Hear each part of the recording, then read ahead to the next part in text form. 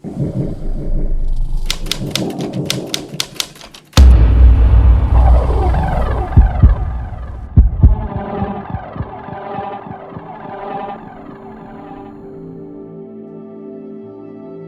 one idea behind every great human revolution, the one thought in the mind of those flocking for a better life, migrating like animals running from the winter breeze, leaving their homelands and families behind. The empty promise made by every politician while chasing votes, thrown away as soon as we grant them power. Freedom, the ultimate ideal, beacon of light at the end of that tunnel of self-imposed sacrifice we endure for the greater good. A dream nonetheless, reinforced by preconceived imagery, enhanced pictures of happy families, couples laughing with barely white teeth trying to sell us cigarettes and life insurance policies. The one goal we all strive for in modern society. An idea which its mere definition should determine the entirety of our actions, if not for the fact that we keep forgetting how much it matters. We spend our days complaining of not being free, while prioritizing empty goals, immediate pleasures, vices, fictional positions of power, and soon-to-be obsolete material possessions. Take John, for example. Poor clueless imbecile. Thinks he's free. Friday night fever fueled by alcohol, cheap cologne, and a handful of single-dollar bills slipping through his fingers. Time going by 100 miles an hour. Till Monday morning inevitably comes again, knocking down the door. Another week goes by. John has to behave again. Obey and wag his tail like a Pavlov dog, sitting on his chair facing a wall, pretending to care for the minus digits he inputs on the screen while struggling to stay awake, finishing that urgent report that nobody will ever read. John drowns the yawning voices in his head with childish fantasies of making the world a better place by standing up to injustice, giving up to those in need, and squeezing his face between Nancy's giant tits. A week full of fake smiles and dented masks. A box full of individuals that detest but tolerate each other, at least until Friday arrives again, so they can finally run and be free, for a couple of days at least. Free to celebrate with friends the end of a week full of hard work, neurochemistry bursting through their dilated pupils, racing hard, pumping uppers down the bloodstream, vomit on their shoelaces and burning hot urge in genitalia. Poor bunch of fucking idiots, trying to forget that every second lived is a leap forward to their own demise. But don't click away just yet. It's not all gloom and death, I promise. There's hope in the end, quite literally. For these idiots don't know what they are. They're victims, unconsciously dancing to the background music, following the rules they're given, playing the game, although unknowingly, moving their bodies to the rhythm of the wasted lives, until they die, just like they lived, not knowing what was even happening around them. Each and every one of them giving away their precious lives, each minute feeding a giant, omnipotent structure. A mechanical god that leeches on the minds of those unable to conceive their role in this scheme. Sheep in their pens, sticking their drooling snouts in the grass feed, while their wool is sheared and left naked in the open cold.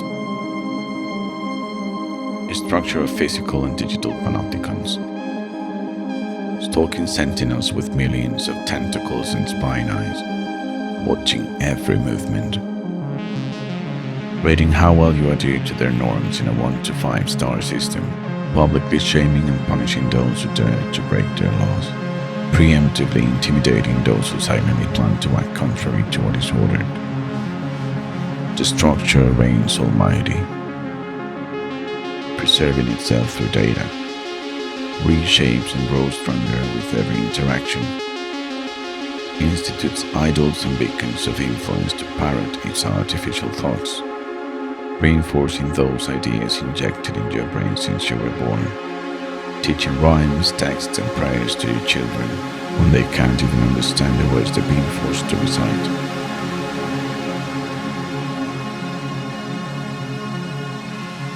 A structure that assigns you a space, indicating how and where to oppose it, what clothing to wear if you agree to an idea, and what clothing to wear if you're against it, and where you can purchase either with a winter sale coupon. That offers you a catalog of gods and deities to pray to, all of whom demand submission, frugality, modesty, and humility. While their ambassadors on earth are anything but what they ask you to be. A structure that guides you where to walk and when to stop. That sells you a vehicle and then forces you to take an obedience course to be deemed able to use it. A structure that gives you tags and brands like cattle and keeps fences armed with soldiers on its borders, both to keep the unwanted out and the prisoners in. That gives you a full sense of freedom by letting you out under controlled circumstances. With an entire system of laws and regulation designed to ensure you keep your promise of returning to your pen by the end of the day, like the obedient sheep that you are. A structure that squeezes every last drop of energy you have there to give. Your time is currency. Your data is product. You run in circles like a puppet, trying to buy your life and soul back from the greedy pigs that gave you crumbs for your one piece of gold. For you're nothing but cogs, keeping the wheels turning and the coal burning. Minimum maintenance required, easy to replace when broken, although it gives you all you need to make life worth living. Easy-going ways to counterbalance the angst of an existential crisis. Vices, ideologies, propaganda wars and conflict, all caused by the eternal clash of absurd politics and obsolete worldviews. Race, class, religion, generations, tags and cattle, remember. An eternal stream of mindless entertainment, packed in small envelopes that require no effort to be digested. Virtual societies that tell you with motivational phrases and enhanced pictures how happiness, beauty, and success should look like, and sells you everything you need to achieve it. All reinforced by the illusion that your voice and thoughts are worth anything. Drops of water in the ocean of opinion, like tears in rain. The ultimate theocracy, born of man's inability to master their own will, and their subsequent need to grant that authority to someone or something else.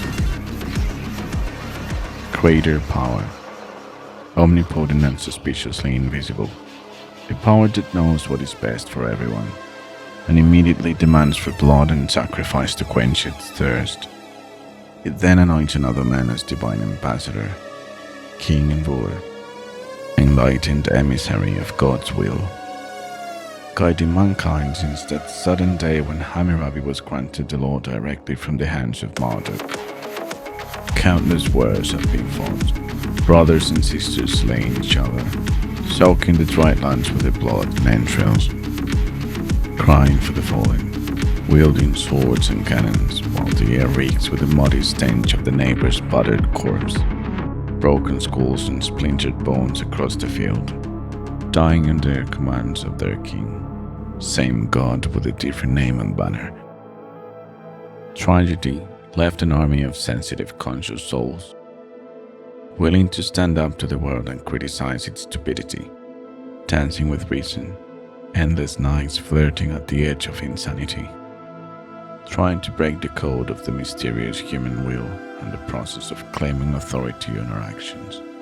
But the structure buried their words and bodies in the sands of time and immortalized instead icons of idiocy.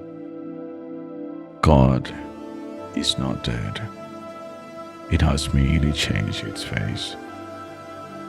The structure takes advantage of your deep, often ignored fear of living an insignificant life, destined to be forgotten, erased by the inevitable arrival of death. It thrives on the individual's lack of capacity or will to come to terms with their own finality. A fear that conducts us to gather in niches of ideological conformity, groups of collective cognitive masturbation, where each of its members reinforce the opinion of the other, as long as this relays an exact echo of their own thoughts. Moaning beasts, mumbling the same words over and over, until they're imprinted in the muscle memory of the flaming throats, drowning every chance of reason and sensitivity towards anything outside of their immediate vicinity, designed to perfection, to make you forget the dread of your finite nature. After all, there's no time to remember you'll die while you're busy hating on your neighbor. The mere reminder that we're currently dying can be the necessary catalyst to awake and escape the programming of this doctrinal society of unsubstantial spectacle. But perhaps being noctambulent servants is code-breeding in our genetics, imprinted by the cosmic touch that gave our species the wonders of fire and music in exchange for letting go of freedom and self-worth. Those who are not free don't suffer, since they're not aware of their lack of freedom. Paradoxically, it is consciousness what makes us aware that we're not free, immediately removing freedom by acknowledging the natural state of unconscious beings. Those beings we call inferior are the ones that are truly free, in their ignorance, oblivious to that which they don't know. We are the ones that carry the burden of knowing their state as well as our own. Consciousness of freedom calls for freedom from consciousness. Civilization itself is born at the moment we impose our will through force on the environment and life within it. We enclosed and limited room for plants to spread and grow, creating agriculture. We confined and domesticated wild beasts to harvest their strength and meat, reducing them to machines and stock. We assigned habitable spaces and gave work to people. Achieving the unimaginable, we managed to suppress nature itself in the process of enforcing our will. But did we? Really? What if we are the clueless fish in an unescapable, invisible tank of limits, laws and constants that determine how far we can even conceive reality? What if we are that obedient dog, whose every movement is reactive to the molding of our nature by positive reinforcement and behavioral conditioning? What if we are that naive creative child whose very essence is being repressed, forced to adapt to an environment of rules we can't even comprehend?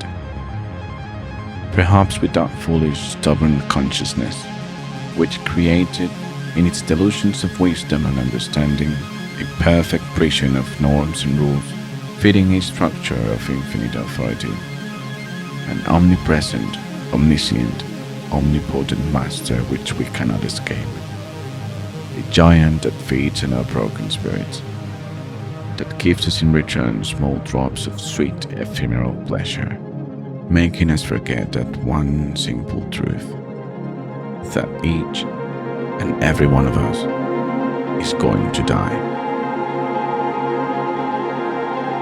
The structure strives to survive. The programming clings deeply. The operating system is self-preserving. Information cannot disappear, only be rearranged. Break free from the chains of illusion. You can't wake up without the violent opening of the eyes. Stare at the beast directly, knowing that it stirs back into your soul. Face that brutal truth, that your days are counted. Remind yourself in that infinite second that you are in the process of dying, and it is now the time to live, time to create and love. Appreciate and suffer every second of this gorgeous chaos, for the light is dim and it quickly goes away. Remind yourself that life is but a spark in an endless sea of non-existence. Don't go gently into the endless dark. Rage, rage, and leave at last.